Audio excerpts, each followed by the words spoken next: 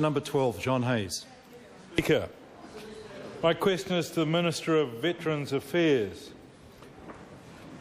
What reports, if any, has she received on veterans' service-related health? The Honourable Judith Collins. Yes, Mr Speaker, I'm pleased to confirm the appointment of the expert panel on veterans' health, one of the commitments agreed to in the Memorandum of Understanding between the Crown, the Royal New Zealand RSA and the Ex-Vietnam Services Association. The expert panel is an important step in improving understanding of issues related to the service-related health of all veterans. John Hayes. Mr Speaker, through you to the Minister of Veterans Affairs, how did the Memorandum of Understanding come about?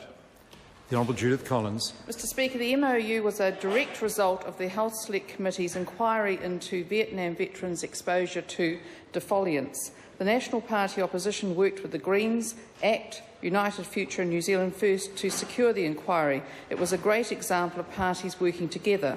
Can I also say that once the inquiry was secured, all members of the committee, including the Labour members, worked very hard to address the concerns of veterans. John Hayes. Through you to the Minister of Veterans Affairs. Did the previous government exaggerate any part of the MOU package? Mr Speaker. The Point of order, Mr Speaker. Point of order, Mr Speaker. point of order. Point of order, Rick Barker. The Honourable Rick Barker. What responsibility does the Minister, the National Minister, have for the previous Labor government? None. Could I ask the honourable member to repeat his question, mindful of the minister's responsibilities? Through you to the Minister, did the previous since you've come into the House as Minister,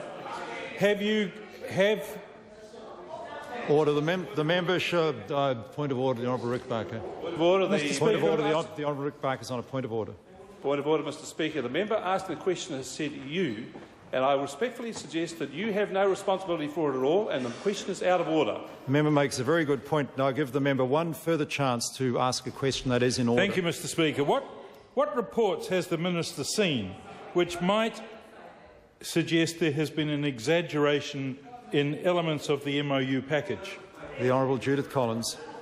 Mr Speaker, well, unfortunately, when the MOU was announced in December 2006, the former Defence Minister Phil Goff and his colleague Rick Barker implied that the package was delivering $30 million up front. They said, quote, "This package will deliver benefits close to $30 million," end quote, and they didn't correct the media when it was described as such.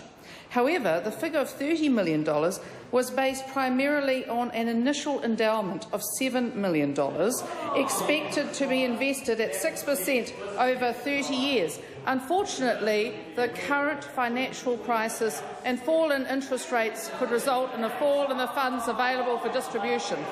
And I'm happy. The House now comes to questions to members, and the first question stands in the name of the Honourable Trevor.